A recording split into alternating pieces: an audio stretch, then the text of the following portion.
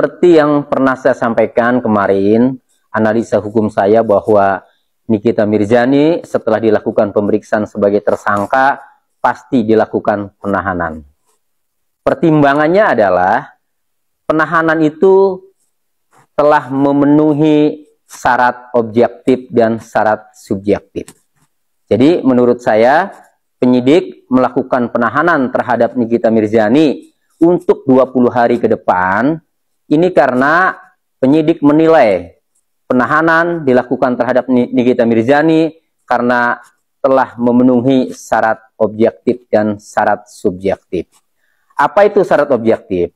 Syarat objektif adalah sebagaimana yang diatur dalam pasal 21 ayat 4 huruf A KUHP, di mana penahanan terhadap tersangka dilakukan apabila tersangka melakukan tindak pidana yang diancam pidana penjara minimal 5 tahun atau lebih.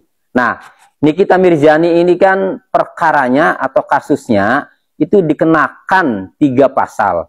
Pertama, pasal 27B ayat 2, junto pasal 45 ayat 10 Undang-Undang Informasi dan Transaksi Elektronik dengan ancaman pidana penjara paling lama 6 tahun. 6 tahun ini tentu sesuai yang disyaratkan oleh pasal 21 ayat 4 huruf A.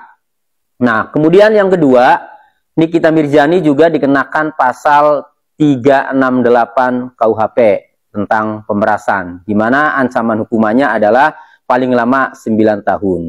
Ancaman 9 tahun penjara juga ini telah memenuhi syarat pasal 21 ayat 4 huruf A. Ya. Kemudian yang ketiga, Nikita Mirzani juga dikenakan pasal 3 dan 4 Undang-Undang Tindak Pidana Pencucian Uang atau TPPU, di mana ancaman hukumannya paling lama 20 tahun penjara. Ancaman 20 tahun penjara ini juga memenuhi syarat sebagaimana dimaksud dalam pasal 21 ayat 4 huruf A KUHP, karena lebih dari 5 tahun. Oleh karenanya, berdasarkan pasal-pasal yang telah dikenakan, disangkakan terhadap Nikita Mirzani, di mana semuanya ancamannya itu di atas 5 tahun, maka secara hukum Nikita Mirzani memenuhi syarat atau layak untuk dilakukan penahanan, karena semua ancaman pasalnya itu di atas 5 tahun. Nah, kemudian Nikita Mirzani juga berdasarkan penilaian penyidik, ini pasti memenuhi syarat subjektif. Apa itu syarat subjektif? Syarat subjektif itu penyidik menilai apabila tersangka dikhawatirkan atau berpotensi, 1, melarikan diri, 2, menghilangkan barang bukti, 3, mengulangi tindak pidananya lagi.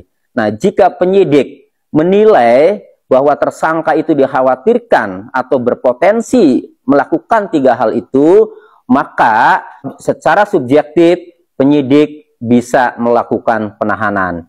Bagaimana terhadap diri Nikita penyidik menilainya? Menurut saya penyidik menilainya karena Nikita 2 kali tidak datang ketika dipanggil atau dalam pemeriksaan sebagai tersangka, maka itu menjadi penilaian penyidik bahwa Nikita dinilai oleh penyidik tidak kooperatif, sehingga penyidik menggunakan kewenangannya berdasarkan syarat subjektif, kemudian penyidik melakukan penahanan. Meskipun hari ini Nikita datang sendiri tanpa dijemput paksa, tanpa dibawa paksa, tetapi ketidakhadiran 2 kali itu membuat penyidik sudah terlanjur menilai Nikita Mirzani tidak kooperatif. Itu sehingga ketika dilakukan pemeriksaan, penyidik pasti pertimbangannya selain syarat objektif tadi juga ada syarat subjektif. Sehingga menurut saya kesimpulannya wajar kalau penyidik kemudian melakukan penahanan terhadap Nikita Mirzani, karena baik secara syarat objektif maupun syarat subjektif menurut saya itu sudah memenuhi semua, sehingga penyidik kemudian melakukan penahanan terhadap Nikita Mirzani. Nah, kemudian saya melihat penjelasan dari Kabid Humas Polda Metro Jaya bahwa kasus ini mulai dilaporkan itu pada bulan Desember 2024. Kemudian sekarang bulan Maret di awal ini sudah dilakukan penahanan dan sejak Februari sudah ditetapkan sebagai tersangka. Menurut saya ini penyidik kerjanya luar biasa cepat ini ya. Kemudian Kabid Humas Polda Metro Jaya juga tadi menjelaskan bahwa ada 9 dokumen yang disita sebagai alat bukti atau barang bukti atas dugaan tindak pidana pengancaman atau pemerasan baik secara elektronik, Undang-Undang ITE maupun pemerasan yang diatur dalam pasal 368 KUHP.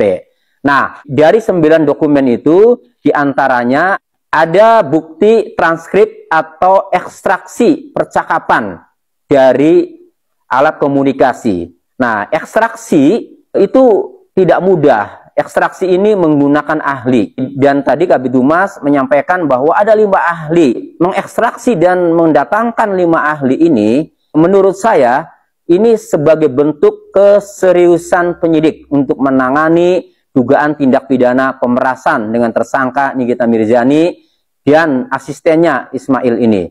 Jadi menurut saya itu bentuk keseriusan. Kenapa saya katakan ini bentuk keseriusan? Karena ini dalam waktu yang cepat ya, sampai ditetapkan tersangka, itu hanya berapa bulan, Desember, Januari, ya, Februari, hanya waktu 3 bulan, kurang lebih. Nah, kemudian peristiwa pidana itu jadi terang, alat buktinya jadi kuat, sehingga kemudian penyidik memutuskan menetapkan tersangka Nikita Mirzani dan asistennya, yaitu Ismail. Nah, jadi itu menurut saya bentuk keseriusan penyidik Polda Metro Jaya untuk menangani kasus ini jadi terang benderang. Nah, tinggal asas hukum kita ini kan menganut asas hukum praduga tak bersalah. Jadi, apabila Nikita Mirzani dan penasihat hukumnya itu mempunyai dalih-dalih untuk membela kliennya, ada kesempatannya nanti di persidangan. Nah, jadi penyidik dalam hal ini telah melakukan penyidikannya sesuai dengan ketentuan peraturan perundang-undangan, ya, yaitu KUHP dan peraturan-peraturan lainnya.